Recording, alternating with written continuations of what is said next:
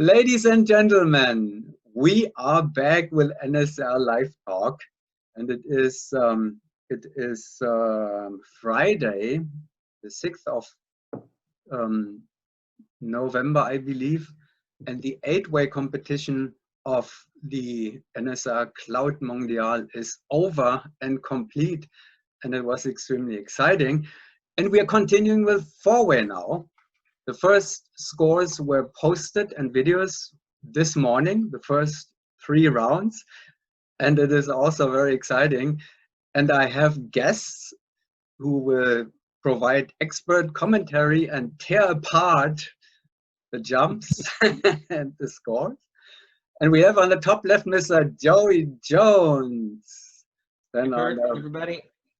Bottom left, David Grauwels. Hello. And bottom right, Gary Smith. Hey, Thank you so much. Thank you so much for taking the time. Let's first do the obligatory, because it's always so interesting to see where actually we have always people from all over the world, literally. So, I'm reporting from Florida here. Joey, where are you now? I'm still hiding out in Sweden, waiting for the world to open again up here in the north. And David, you're at home. I'm in Belgium in a safe lockdown till the end of my year, I think. So yeah, that's it. And Gary's in Europe too, I guess. Yeah, same. In Holland in the same lockdown as Dave. In the very similar lockdown. In fact, Joey, Sweden's one of the only countries we can travel to from Holland. From Holland, yeah. Today I went out for burgers, man. We were in town seeing our nieces, and we went out to a restaurant and had hamburgers. So it's still we at least once every 2 weeks we go into the big city. It's about an hour drive. We're out in the country here, but you get a little cagey staying with your parents, staying with your mother-in-law and your father-in-law for 2 weeks straight up here in the mountains.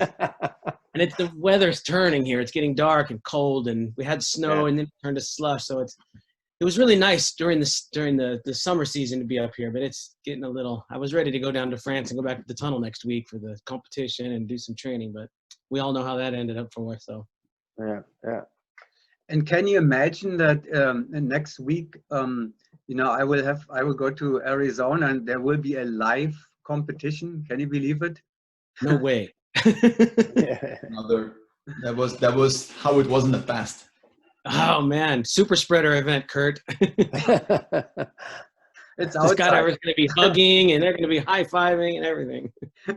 Well, it seems like everybody's healthy. Everybody that I've talked to who has had the virus, you will see if somebody has the virus. They're not happy people, and we know some of them. So it hits you hard, as it seems. I've not been hit, fortunately, but whoever got hit, it seems to be pretty strong. So we will be a part of our event here. The NSL Cloud Mondial will be a preview of the live competition in Arizona, because we have Arizona Airspeed and STC Rhythm XP on the leaderboard with us. So let's begin at the beginning. We have the first 3 rounds. First, just maybe everybody in a nutshell. In 1 minute, quick impression. So about the 8-way competition, what did you make of the 8-way competition? I mean, I'm sure you have seen the scores, you watched some of the videos, probably, or all of them. And what do you think, Joey? I really was impressed with the French team. They looked. I mean, I expected the U.S. to be good, I think, and the French team was a little bit more. You had a lot of different pieces, a lot of different groups with the girls coming, and there was more chance for them to not pull it all together, and I thought they looked really good. Yeah. David? Yeah, I agree. I think when I looked at it, it would look more efficient and more effective actually than the US. And in my heart, I expected the US to do a little bit better with all the training they already have in the last few months. I thought that they had a bigger gap or a bigger leap on the French, but the scores did not convince me so much. And actually, I'm still waiting for the Russian results to really compare where the US is according to them. If it's just a moment of time, or if it really underperforming. Yeah, we'll get that hopefully in December when they train in Dubai. We'll hopefully get that. Gary. Yeah, I agree. I mean, both Joey and Dave hit it on the head with the US. To me, very sloppy. Some of the jumps, I was actually shocked. That really, and I don't mean it badly. I think they want to hear it. They need to hear it. And then, of course, the French. I think Mathieu has done a good job with what they're doing. Some of the block technique is really tight. It looks good. And then, as Dave said, the US have, I know they switched slots and they've changed people in and out. Craig Gerard had jumped, but I definitely expected more from them. So, I mean, that's it in a nutshell. I think the US need to go back to the drawing board and have a look at it. Maybe they had a bad meet, but they have to look at something, because with so many jumps and so much training with the French team that were in lockdown, that came out, then they had COVID in the team and then stopped and came back to be so close. It was a bit of a shock to us all, I think.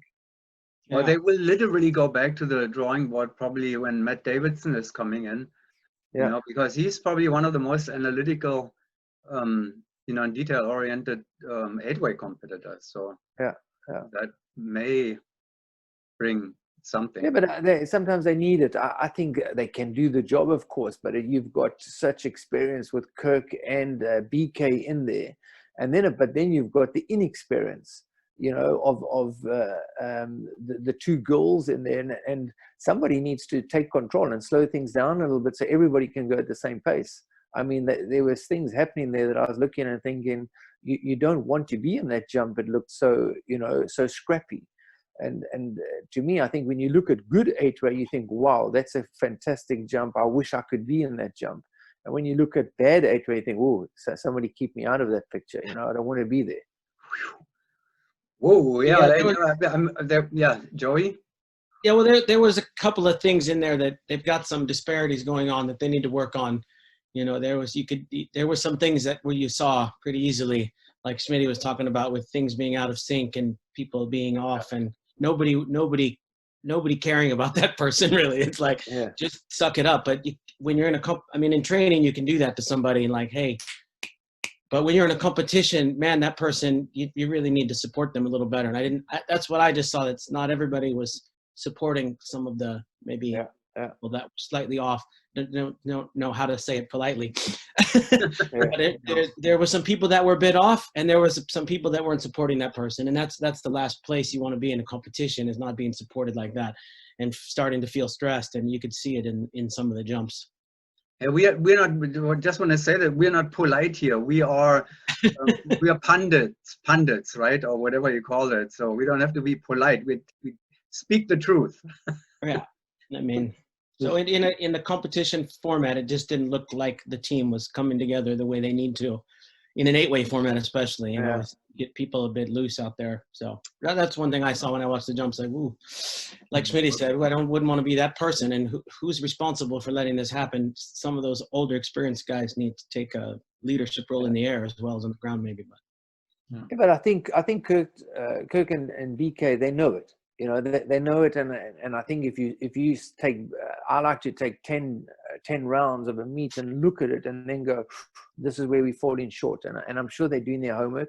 I heard Matt last night or the night before on it, and I think they're on it. But yes, it needs to be said and it needs to be done. Yeah, Matt was very open with that too. Okay, that was the 8-way summary. Now let's turn to 4-way. It was from the scoreboard, taking from the scoreboard, it was almost like shocking for me, David. Your team it was shocking how dominating Hayabusa is so far after 3 rounds, don't you think? I fully agree. I think also this morning when we saw the scores popping out, my team was very surprised, very happy of course, but very surprised, because we never really expected that much of a gap. We're still very cautious on what comes later, but yeah, super happy with the outcome so far. I think 7 points in the lead after 3 rounds. There's kind of feels like a dream. Yeah, let's look at the leaderboard first. I'm already at the first jump here, but you know, the leaderboard tells us 86 points after 3 rounds, which is 7 points ahead of airspeed after 3 I think rounds. also, I mean, I saw the first 4 teams, the 3 rounds, of course, and I think even when you look at our video, we're not solid. We're still in a period in our training where we're really not super satisfied with and our speed and our technique. We're still in a developing phase. We're still finding out, fine-tuning a lot of things, and in all fairness, to be honest, we're just short of jumps. Well, let's look at some jumps. Let's begin with round 1. Joey, you can. I'm just curious, how much training have you guys done? Has the team got to get what have you managed to pull together with the new lineup? So we restarted end of June. We did June, July, August, and September. So we have 4 months, and in the 4 months we did 265 jumps. Okay. And we lost the October camp, and we also lost the camp that was about to start today. So I think in total we just lost about 350, 400 jumps. And it's not very likely that we will restart jumping until February next year. So we're kind of like in a hibernation mode for the winter, let's say. Sadly enough. Which means like the other teams will have the opportunity to catch up a little bit, actually, if you can get that break, because that is shocking. Like I say, we never expected to be there already on rank number 1. We felt great after doing all the rounds, and especially day 1. We did round 1 and round 2 on the first day, and when we landed, we were happy, but we were not very keen on even trying to do the competition yet, because we were not feeling super confident speed-wise, and it shows on the video as well that the 22s are not really like we are expecting to do. We're still like fine-tuning our moves, like a situation like that, for example, a little bit later, that should be gone. And unexpected, let me say. Yeah, that was round 1. So let's look at round 2, and then Gary, are you happy? Are we happy with the camera? I think the whole team's doing great except the camera guy. Okay, guys, see you later. I think Dave, he knows he's doing great. Happy with the team. Exactly what Dave said. Round 1, I bust them on 122 finish, and on round 3, I also bust them on a 6 finish. So I think they were lucky to get away with it, but I think airspeed should have also have lost 2 points on round 2. So I would have put round 2, I busted airspeed as well there. Yeah, and airspeed. So for me, airspeed and rhythm are actually tie with a 2-point bust on round 2. But if you only give them 1 bust, then it's closer. But I think Hayabusa fantastic, and I think they were all happy with the jumps, as Dave said, and where they are. They were not ready for a meet, but happy that they did it, for sure. And we have the new member in there, Mikhail Sylvie, Mike. So that's pretty impressive, isn't it, with a new team member? It's also the coach's job, and he tells us a lot to not go into speed mode, to keep him as cool down as possible. So I think Gary's doing a fantastic job, and that's what I wanted to say. Like, we were not actually really ready to do this, but we did this meet, I think, in the last 3 days of our training camp in September, and I'm really happy that we did it. But even before, we had like team discussions. Not all 5 of us were really keen to already do it, in all fairness. Well, everybody appreciates it. Now, it's always great to watch Hayabusa anyway. And then I know the times are difficult, but what are we going to do? Not do anything? Just sit at home and I mean, at least the drop zones were open for a little bit and some wind tunnels. But Anyhow, but I mean, we're lucky that we did it for sure. After, in like hindsight, we're very lucky that we did it, but it didn't match, or it could have also gone into a wrong direction. You do the meet, and then eventually you saw your scores, and you get like the hit of the hammer. So, and I think we were a little bit like frantic, like in that situation, like, oh my God, what is it going to like? What is it going to be turned out when you score it? Because I think it's also a difference when you do the meet in August, September, October. If you do 100 or 200 more jumps, you feel more confident, and scoring wise, you will perform better. And hats off to my team to do this already after 250 jumps together, after finding out, fine-tuning, I mean, figuring out, because the weakness for Michele at the moment is actually his exits. We need more exits, definitely. can you be hit in general? Just stupid question. Can you be really hit by a hammer if you're doing a competition at a wrong time? I mean, your performance can always, somebody may get sick a day before, or may have a hangover, or isn't it like you no matter what, at any time you have to be ready to go to a meet?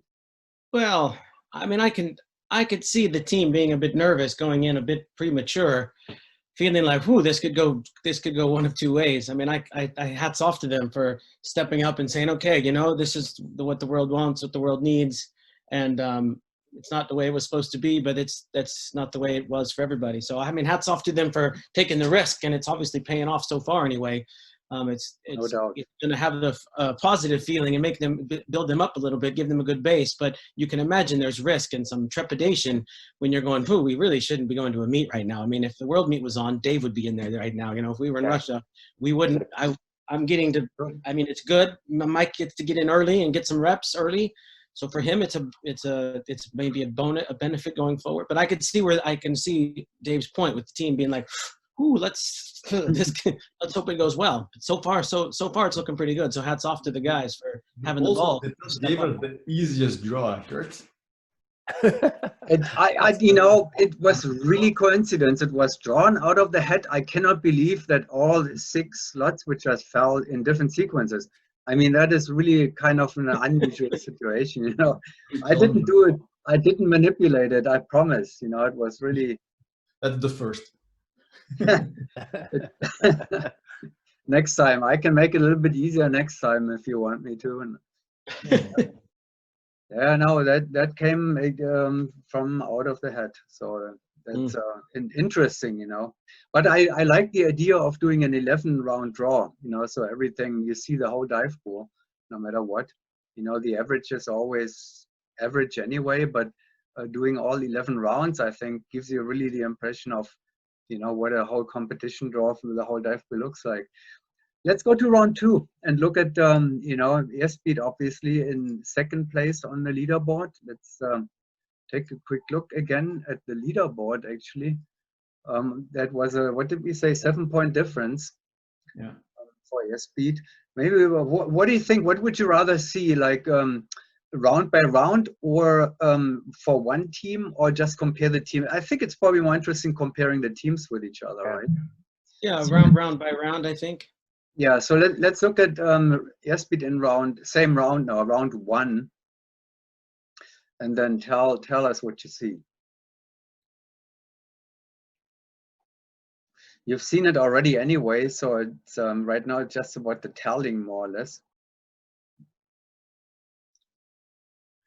It's always good to watch it again anyway. I did not look at the jumps before because I wanted to be in the same boat with everybody else. So you're just admitting that you even do not know the scores? I did not know the scores. Absolutely not. No. Man. I posted it all this morning. I got up at 5 o'clock and published everything that needed to be published. Let's look at it again. And now, what do you think? I mean, I think it's a solid jump for airspeed. Obviously, there's a bust in there on the release on the 22 to the 21 on the hill, the finish of the first 22 to the 21. And and in general, I think if I just talk about airspeed round 1, 2, and 3, I think they have a rough start to the meet. They score okay. They get a 21 -1 at 20, so they would have been maybe happy with the result. But same as Hayabusa, the first round was a little bit rough. And then the second round for airspeed, they have a bit of a brain lock and a breakdown in the rhythm of it on the second round. And I think they put their best round of the 3 rounds together on round 3, the 7-3-6 for airspeed. That, to me, they could go to bed on that one thinking, hey, we finished on a good note, because round 1 and round 2 I would not have landed with a good feeling, if I was in that jump. But round 3 was a pretty solid jump for airspeed. Do you want to look at the rhythm now in round 1 or? Yeah. Okay. Oh, I mean, I don't know what the other guys want, but Yeah. Okay. Okay. Then Yeah, we can. okay. Joey, what did you want to say? Yeah, we take them round by round, I guess. Okay. I mean, we can. Yeah. Rhythm have quite a fast 22. It's a strange 22 exit, the way that they put it out the door, but they have quite a fast second point, finish 22, very similar to Hayabusa. I timed it just because with the Qataris, they launched an E out the door because they were not sure of the aircraft. And they ended up the same time as very similar time to airspeed with a 22. But Rhythm's 22 out the door was actually very good.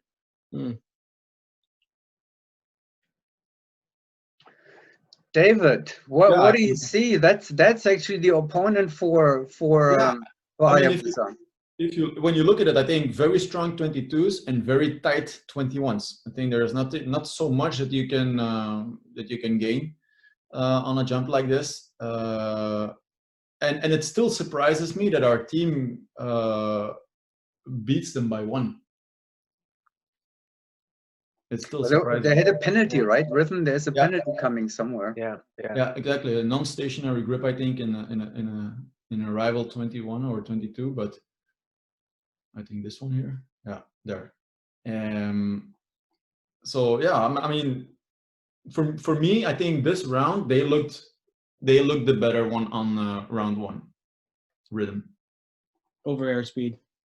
And over Hayabusa as well. Yeah. Is that a surprise, or is that kind of what you're expecting anyway? Well, it depends a little bit when they did the meet.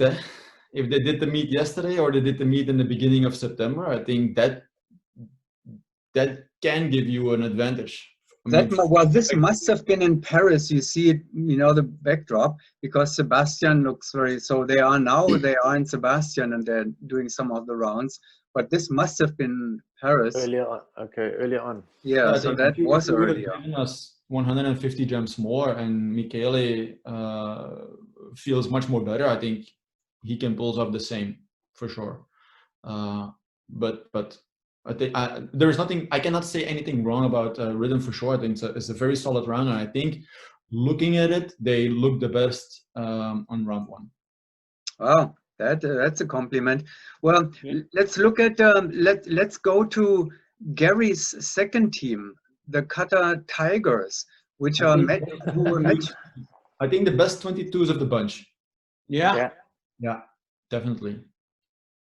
And there we go. Let's take a look at it. They matched actually the airspeeds and rhythms score now after penalties. Also a different exit. Huh? Yeah, we had been trained. We never jumped out of this plane. It was a Dornier, and we were given the Dornier. So they were kind of jumping between the Dornier and a Caravan that had this funny flap on the inside. So we got this one on the early morning, and we had to. So they decided just to take an E. But they jumped well, and I mean, both these blocks are pretty strong for Qatar. I don't think they got they didn't get a bust on this one. They got a bust on the next 2 rounds, and in fact, double busts, which I were unhappy with. But for the most, a solid jump for them. I mean, they know these blocks 22 and 21, so they are launching actually now a meager. Yeah. For the 22, which is almost kind of giving up 1 point more or less. So they were almost at the 21 at Hayabusa's 21. Yeah, right. Yeah, for sure. not Yeah. far from it. Yeah. Obviously, they had, yeah. It was so it they- was a good jump for them. So they landed from that one and they were happy with that jump. So no complaints. It would have been a very interesting round because basically everybody was on the same scoring level. Wouldn't that be something if we go to Russia and we have 4 teams actually competing Yeah. for the first place? And hopefully the French. That would be great. Oh yeah, that is unfortunate. So now here we want to feed in a little bit that the Qatar Tigers were probably of all the teams the most handicapped team by the virus or by the circumstances, right? They haven't trained Yeah, they had a 6-month break. 6 and then- months. and this was the first training camp. So they came back, and then after speaking to you when I was in, I think we spoke with Luke, you, and Marine. We did the meet. So that kind of was the meet right there. So they had not jumped for 6 months, but we had made probably about 80 jumps before the meet. So they were also tired. It was a tough camp, but we did the meet, and so no excuses. And they came out of the starting blocks in round 1 like like fully energized. Yeah. They Okay. knew they had a day off coming. I want to throw in one more thing quickly, to explain a little bit the dynamics here of our group too, because obviously Gary is you're coaching Hayabusa and the Qatar Tigers, so that's an interesting situation. Then at the same time, across Gary and Joey are former teammates, world champions together with Dealand Magic in 2004. Peace partners, eh? Peace partners, yeah. Peace partners. And then we also have Joey and David. Joey, you were coaching Hayabusa in the early days, right? Yeah, the middle coach. Yeah. So it's an interesting combination. That's where we got all the aggressiveness from Joey. Yes, good. Aggressive flying, that's on the count of Joey. Well, I remember the earlier slogan of the Hayabusa. What was it? Faster and better? Stronger and faster than ever. Stronger and faster. That came from Joey, probably. Yeah, they came up with that one on their own. All right, let's go to round 2. All right, who else Yes. would you want? Who else would you like to see besides that? We have the US is not the US national team. XPG4 is actually not going to go to the outdoor world meet. They're the indoor world national team, not the outdoor. So we also have we have the Dutch national team out of the blue. Let's take a look at them quickly. Now they are going to the next world meet, right? Yeah. Who's working for them? It's Roy, Dennis. right? Dennis. Oh, Dennis. Dennis Pratt. Yeah. Hayabusa Dennis is working with them. And then this was a solid jump for them. I watched their jumps because they Dutch, and I obviously support the orange helmets. But no, this was a good jump for them.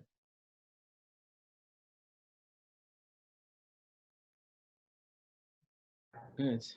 Where are they jumping? That's not Texel in Netherlands? Where is that? Moorsele? Zwaardenberg in Belgium. Oh, it's in Belgium. Okay. Black Mountain in Belgium. And we have also, well, we're going to look, let's take round by round. We're going to take one of the other teams to look at them.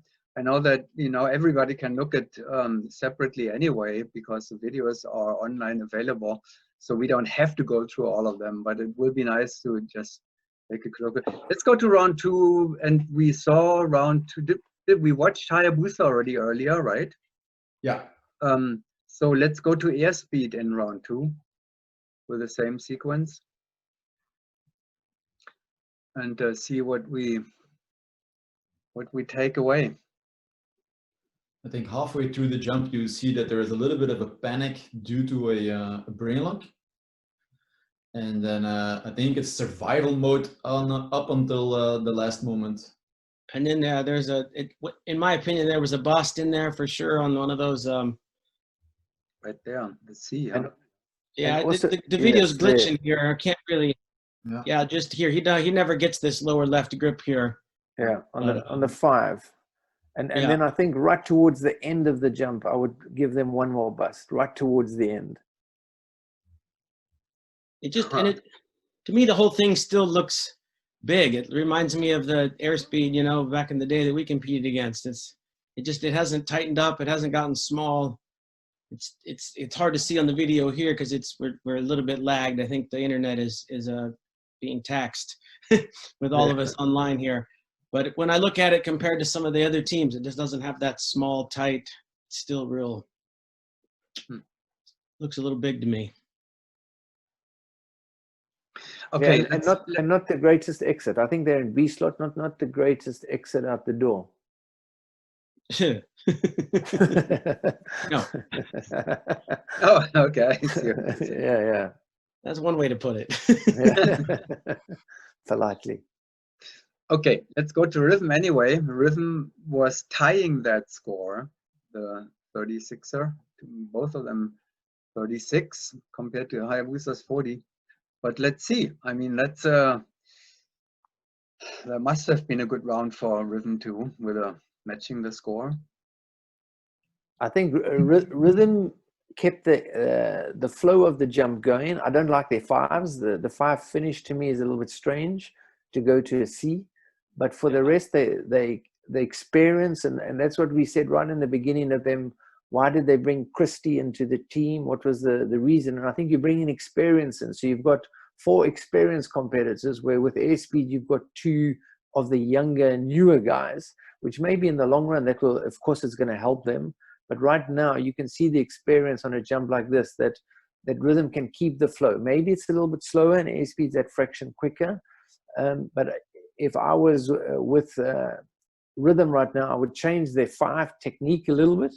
And for the rest, I think it's a good jump for them. They're really, the 36 is well deserved. I mean, it's 4 points off Hayabusa, who thought they had a great jump. So I think in that sense, Rhythm, you can't change too much here. It's a good jump for them. It's a good job. I'd put some more rotation in that 5. I think it's for sure. But that's, you know, it's just too much airspeed. The same. They're not that that big shearing 5. Yeah. David, what do you think about the camera? Justin. Well, no, I think both cameramans from the US are performing very well. I think I'm still looking at that, and it's been a while since I saw my footage for myself, and when I looked at it, I was thinking like, oh, it's actually really cool. So I still have a lot of things to learn, and I'm still in the process of learning a lot. And yeah, sorry. For myself, I think I'm a little bit too far away and not steep enough. But yeah. I'm saying this because, do you remember the US Nationals, USBA Nationals? It was the same videographer, Justin Wageman, for Rhythm, and you know, that was pretty critical. He was quite far away from the formation, right? He didn't fill the screen much, but this is first class video now. Yeah, yes. It looked really good for him, and as well as for the airspeed guys. I think absolutely no complaints for them. Yeah, so that's great progress compared to now. I don't know. You were at the Nationals, David, right? And Gary, were you at the US Nationals? Yes, you were. No, I missed the Nationals. No. Okay, well, you know, we could, you know, I'm curious. You know what? We can actually do this quickly. I'm curious now because that was in September. Yeah. So let's take a quick look here and compare it somewhere here in the middle of it. You know, this was a video by then, and that's actually close. There were some which were actually further away, so that's like night and day almost compared. Yeah. Same videographer, Justin. So that's a great job of, you know. Well, but I also think that, don't get me wrong, but sometimes when you do not feel confident enough with your footage, you just give your wide screen, and if you feel very confident, you give your medium view screen, and that's already a lot more closer than what, for example, what you expect, what you saw right here. And so it might be that it's kind of the same distance, but it's just the difference between the wide screen and maybe a little bit more medium that is also something Yeah. to have in the back of your mind. But whatever they did, you know, it's a much better video compared to the nationals. So that's good. Good for the team because, you know, they go to a world meet and you need good video. Qatar Tigers, let's look at them too. Coach Gary. Yeah, I mean, this was always going to be a tough jump for them. The 5 random, the 5 and 3 randoms, because they like to go fast. But then, unfortunately, we picked up a double bus with a lack of separation in it, and rightly so. If you watch it in super slow, you see it because there's a separation, there's a brain lock and a separation issue. But for the rest, they landed and they were disappointed. But I had to say to them, this is not, we haven't trained any of this. We didn't train speed. We didn't train B slots for 6 months. And they did well. I mean, they kept it going. And as a coach on the ground, I was expecting them to land and think total disaster. But no, they were, it was okay. It was okay. Yeah. And that was in Portugal, right? We Yes, see yes, that's in coastline. Skydive Algarve. Yeah, Skydive Algarve, right below you there. And Schmidty, I see a golf course there too. Yes, yes, that's a championship course, by the way. Did you play there? I played there with Luke Verstraeten. Him and I went and played. I would have been surprised if not. Yeah, we played there. We played 18 holes there before I left. All right, so let's take a look at the next another team. So let's pick G4 here in this one. They had also 2 penalties on that, and see how the U.S. national indoor team is doing jumping from planes at this point in time. There's a bow out the door. Huh? Yeah, but and then on the next jump they switch the members. Also, a strange technique on the 5, or a straight finish on the 5. What did you mean changing the members? The next exit that The you exit see slots. Yeah, and on the round 3 they have the yellow, the green helmet outside. Sorry. Yeah. So I don't know if that was because of the slot switcher. Yes, or they do just that because it's definitely a better exit on round 3. Well, we look at them at round 3 again. So let's move to round 3 here now, and we again, yes, Hayabusa we saw already with a high score, and airspeed, 2 points behind on this one. Let's see. I mean, like I said, I think this was Airspeed's strongest jump of the 3. They're good turners. They're good on 7s. They're good on 3, and their 6s were good. So I think it's a solid jump for Airspeed.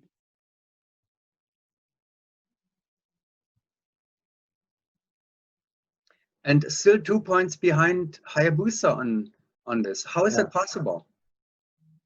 Well, I mean, they're good turners, but they're not turning as fast as Hayabusa. Yeah. The knees aren't coming together as much. If you look on the 3 rotations, I mean, Andy and Dennis got that turn pretty down. There's definitely a speed of rotation slight difference on some of the guys. Just a little more dynamic on the Hayabusa. Now I'm curious. Let's look at it again. Yeah, the Hayabusa 3s are definitely quicker, Kurt. Yeah, it's my video is not really. Oh, I have the same. It's lagging a little bit. It's I think we've maxed our bandwidth here. Well, the good thing is it's recording it, so you know it's all good. So even if we cannot see it now, you know the audience can see it. Yeah, and, I just feel like Hayabusa just gets a little bit smaller in their rotations, and they're just getting around just a little bit quicker than airspeed is. There is a 6th arrival though, Schmitty, there that looks a bit. The last one of us. Yeah. A bit slippery there. Yeah. Greasy fingers. Yeah. I had judged these rounds, and I sent my scores through to them, and I bust the round 1 and, like I said, round 3. That's 6. So Gary and Joey, you agree with the turning technique that Joey's pointing out, obviously, I guess, and I guess that David learned it also with Joey. So all three of you, did you develop those kind of turning techniques with Magic? Well, I don't know if it's I mean, Joey was always for us the quickest turner that we had, but it's more as he says that we want to, and in our days we didn't always stay flat, but what Hayabusa does, Dennis for sure, and Andy now is getting better and better at, we turn as flat as we can, but for sure you want to make your body as small as possible, you know. So the smaller you can make your body, the faster it's going to turn. But of course it carries that little bit of momentum, but and that's where the flatness comes into it. So yeah, Hayabusa has got it down. I mean, they turn super well, super quick. It's not to say, as Dave will know, it's not to say we don't debrief 7s or 3s. We definitely do debrief them, because there's always sometimes improvements on where the momentum or the mass is going. But yes, to answer your question, yes, the smaller you can be, if you can tuck your body a little bit to make it smaller, it's going to turn faster, for sure. So eventually we'll turn like style jumpers. Well, that's the one way to go. But then eventually you have to take grips after it. Yeah. I mean, when you get smaller, your center of gravity automatically you rotate faster, like the ballerina or the ice skater. And when you get a little bit bigger, it slows down a little bit on its own. So there's a little bit of a hack there. You don't have to.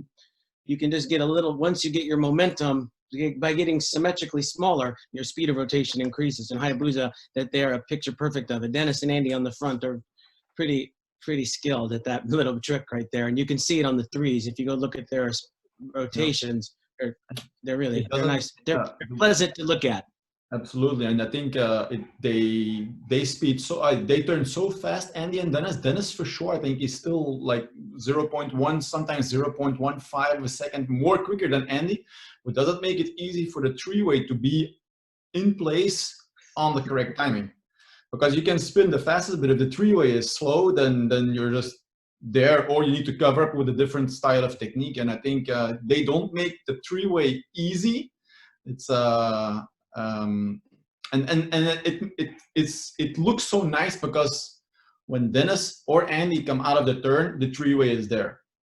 Yeah. You don't have to cover up, or you don't need to go around. It's just turn in place, turn as quickly as possible, and the 3-way should be there whenever you arrive. That's actually the idea behind block number 3. But I have to admit, it's not easy to be there on time. Definitely not in the wind tunnel. Outdoor you can get away with it. Indoor, it's you cannot be lazy. Yeah. Moving that 3-way is highly underrated. It's not as easy as it, even though it's a small move, it's not the easiest thing to move around. Just by the dynamics of the grips, and it's like underrated difficulty there, for sure. That making that 3-way piece, especially when you have the Andy and Dennis out there putting the heat on the turn. Yeah, I think we master the 3 in the whole playing field for sure.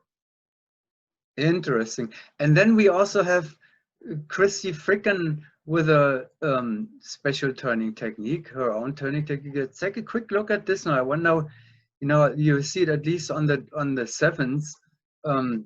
So I'm curious now what Joey and Gary especially have to, what you see about this turning technique, which is kind of a combination almost of both.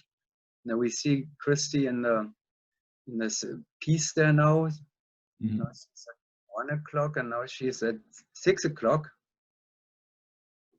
So yeah. That's not her, right? She's now at 6 o'clock. She's not. She's she takes the head down, kind of almost. I don't know if you.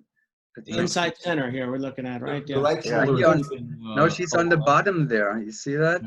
The right shoulder is dipping a lot. Yeah. So that's an interesting technique. Yeah.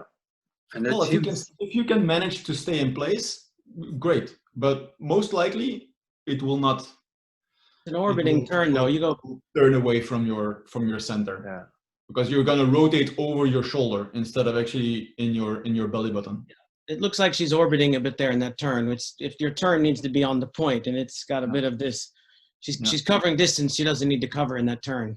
It's working, but it's not That will never happen with Dennis. No. That will never happen with any of you guys. No. Well, I mean, no, the sevens were not strong. I mean, it's not our strongest block. We've been dealing with covering up actually our faults or our flaws in block 7 already since a long period of time. And but 7 are really not our best block. I think airspeed is killing that one. But the technique of Christy, actually, I think it's a little bit too much around her own shoulder. So Okay. I cannot say that it's a leading example. That just caught my attention because now that we were talking about turning direction, it caught my attention that she had her own kind of technique, you know, on doing this. Maybe it was just coincidence in this specific one, but it looked like consistent. Yeah, but well, let's look at the die bad. What was that? Old habits. They have the intention of they die hard. Yes. Quickly. Yeah. I don't know. You know, it came from the Paris Fury training, and they were the second best team in the world for a while. You know. So there is something that was going well at that time, for sure. And then she was with Risen again. You know, okay. So let's look at the Qatar Tigers here now. In the same round. Here we are in round 3. Yeah, they picked up 2 busts here, which were unfortunate. It's the end of the first 3 was not bad, was not great, sorry, and they actually held on to it, and then they still got bust for it. Yeah, I thought that one was in, Schmitty. I was like, man, he's the inside center. The inside center's hand is already releasing. He opened his finger, but he kept his little, what do you call the little finger on the grip? Because he realized it. And then they picked up another one on a 6 finish, which I thought with the judges, they could have helped them here. But you have to talk to them. They are your South African fellows there, right? It's like taking bread from a starving African right at the end of the jump. They hurt them on a 6. So we're already in trouble here. But no, again, this is what cost them was the 3 on the hill, and then of course the 2 busts. And I think they should, if they did the jump again with no thinking about it, 2021 is possible. But for these guys, so 18 is below par. They would go to bed thinking not the greatest feeling, not the greatest jump for sure. Yeah. Let's see who else we want to look at here quickly. We saw XPG4 already. We saw out of the blue. We have the German forward team out of the. Yes. We are also, you know what? We have the Brazilian team, CTR Optimum, and they were actually, you know, scoring really well in the first 2 rounds compared to, you know, all the other teams. Yeah. Let's take a look at those. They have a new lineup with a relatively inexperienced new inside center there for the out.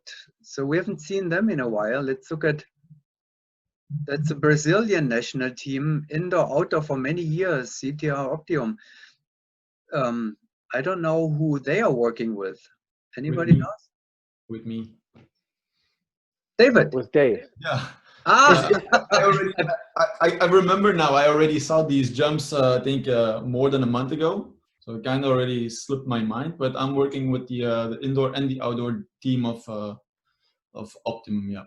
I picked the right one here. So we're connecting with our commentators here. So that's it caught my attention, you know, because they're getting better and better indoor, outdoor, you know, with all of that. So there's a reason behind that. They have a pretty good coach now. They have a good coach. Well, they don't have to give me too much credit. I mean, I have to do it from maybe 5,000 or 6,000 kilometers.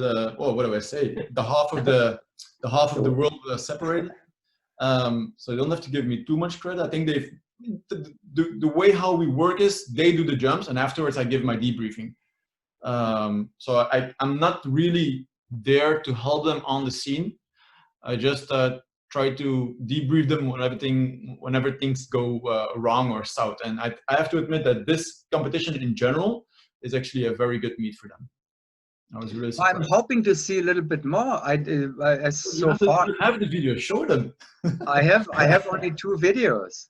Ah, So you know that there are actually more videos and they just don't send them over, or what are you telling me? I am Lost in transit. mute. No, I think I saw the videos.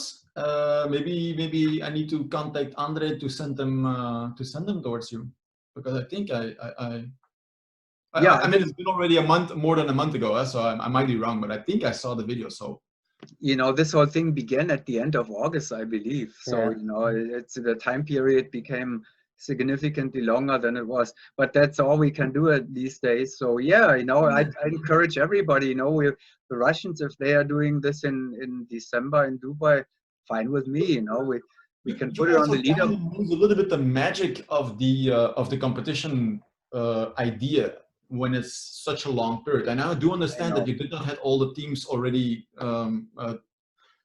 like, let's say, doing the draw, and you want to have at least as much as contenders as possible, but you kind of, I mean, we did it in the end of September, we're now in the beginning of November, and we're already looking forward to those results since maybe already 2-3 weeks now. And every day on the WhatsApp, everybody's like, and you know already something more? Yeah, but Curtis waiting for rhythm, and well, blah blah blah blah blah. So you kind of lose a little bit the magic of the scores and the feeling that you had for us, for example, already more than a month ago. So no doubt, and you know that, but unfortunately, that's basically, you know, the situation we're dealing with. I'm hoping that you know, we get so used until it comes back to normal that we'll do that every month or every other month, and then everybody knows the time frame, and you know, then there will be a stricter deadline if it's being every other month. But you know, there's no other way to do it. I don't know what the you know, participation will be in Eloy now coming up. Or who knows how many teams are going to go there? You know, will be able to go there for a live competition. you know what is actually nice to see some four-way happening. That's actually nice to see other teams besides my own, to see something else happening on your website. That's actually very nice to have, because if you always have to look back to Throwback Thursday or throwback what happened in the past, then it's not the real thing. And so I'm really looking forward to that November championship. But 2021. And in the future, we're just living in this, you know, in the time of the pandemic, and we have to, you know, we have to accept our compromises, whether we like it or not. There's just no other option, you know, for doing this. And I feel the same way. I'm glad that we get something, you know, so because there are sporadically, you know, there are people are training or doing something, or maybe even organizing miniature meets at their drop zone. Who knows? You know, we'll find out what will be possible. And well, I mean, I still keep my fingers crossed that the meet in November goes forward, but there's also a meet in the end of February coming around the corner in Dubai as well. So also there we're actually looking forward. But like I say, I keep my fingers crossed and my hopes high. But realistically wise, it's yeah. And we have the Shamrock in March, so you know, if that is happening, Dubai, February, you know, Shamrock, March, it would be nice to have those kind. I mean, it would be lovely to have the World Challenge again, or events like that. But you know, I'm missing. I surely miss the social part of it, as we all do. There's no doubt about that. You know, it's nice to be able to connect via Zoom and all that kind of stuff. But we all know it's not the same.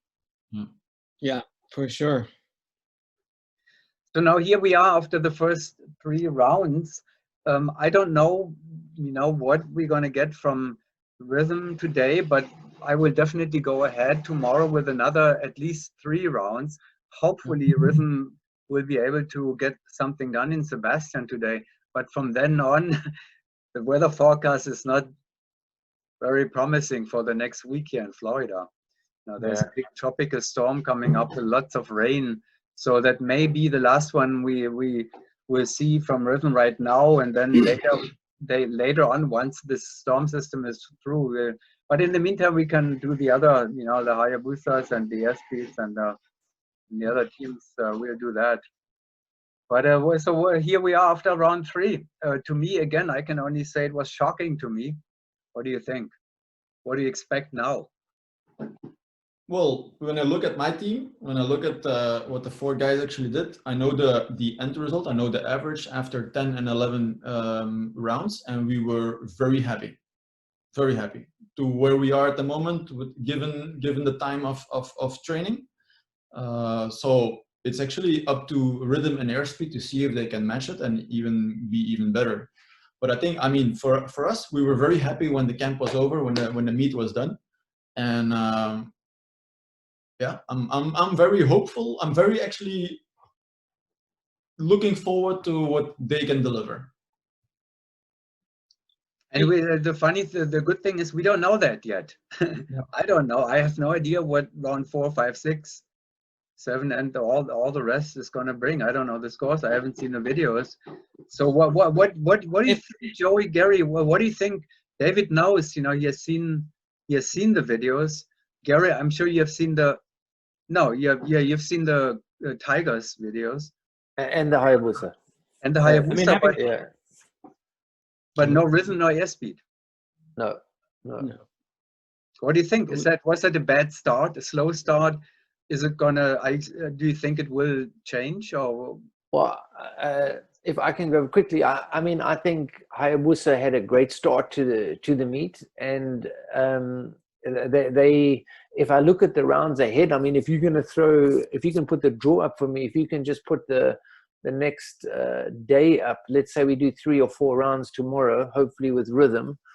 I know it's a 10 out the door coming up, and the next 4 rounds, I would be saying to Hayabusa that they are strong rounds. I mean, they standard rounds. So it's an attack mode for them. You know, if they go round 4, 5, 6, and 7, it is good for Hayabusa. For Qatar, a little bit worry in round 5 with the block 18 and the randoms behind it. But for the rest also, I don't see huge problems for Qatar. I mean, they've had their bad start, and hopefully they can flash better and the judges allow some stuff through. But for the rest, I would go, you know, it's 4 good rounds coming up. There's nothing in there that I look and go, oh, it's a little bit tough. So I think the middle part of the meet is actually quite nice.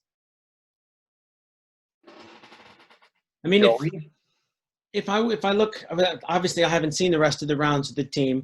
I mean, Hayabusa, you can see that there could be some cracks in the game with the inexperience. You could see that. I mean, it wasn't a flawless performance, but I also saw cracks in the games of airspeed as well. So I don't know if I would think that it's going to stay similar going forward, because even though Hayabusa didn't look flawless, neither did airspeed and rhythm as well. Just didn't have some of the speed. They looked pretty clean, but I don't know where they're going to find that next gear to catch up with what Hayabusa is doing already, which is really, really promising for the boys. I'm happy for them. You know, so without having seen the rest of the jumps, for sure they could falter somewhere. I mean, you saw some little missteps in there, but I saw that from the other teams as well. So it's going to take some airspeed's going to have to pull their shit together, and rhythm's going to have to turn it on and hope for some little misstep out of the Hayabusa camp, because right now, even with their little missteps, they're still far ahead. David, you also see Aero, and high voltage there on the leaderboard from Belgium. What do you think? You know, so Belgium. There's also, of course, ISR Fireflash. Unfortunately, not in the meet. But what Belgium is Belgium becoming a powerhouse? Well, I think we're kind of like leading, and it attracts steam to kind of try to follow in our footsteps and our steps. I think the reason why you cannot see Fireflash is that the moment that they wanted to train and do the meet, I think Sven was not allowed to come to Belgium because he's living in Holland, and they were not allowed to come to Belgium because of being in the red zone, and it kind of frustrated them, and that's why they're not on the leaderboard. But I think in general, Belgium is actually way better than it was maybe five years ago. I think we have in a radius of, let's say, 200 kilometers, maybe 6 wind tunnels in our near presence. Yeah. So teams are very happy to go and train anyway. I think the baddest thing is now is just the quarantine is holding us back.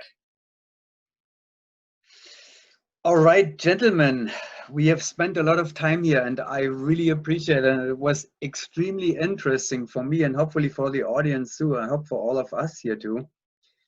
And Hard to fit it into my busy schedule, Kurt. yeah. Let me see if I have time. Okay, but taking you on that, Joey, that means that we can copy that tomorrow again, right? Sure, I can. Yeah? Maybe an hour later, because it's right in the middle of my gym time. Hour I was happy to miss it today, but I have to go to the hairdresser. Is that okay with everybody? Okay, Yeah. well, we can talk about this later. First of all, again, thank you very much. And yeah, hopefully we'll be back tomorrow and then talk more about the next coming rounds. Yeah, So, perfect. To post the videos very early in the morning, Kurt. Well, Yeah. I have to get up with sunrise then again, right? Yeah, so you can see it early enough. Fine with me, I'll do it. Drop us a line when the videos are on so we can start looking at them. And I did this today. I yes, sent you a you message. did. Thank you. Yeah, it was perfect. Okay, goodbye, guys. Thanks, Kurt. Thank you, Kurt. Thank you, guys.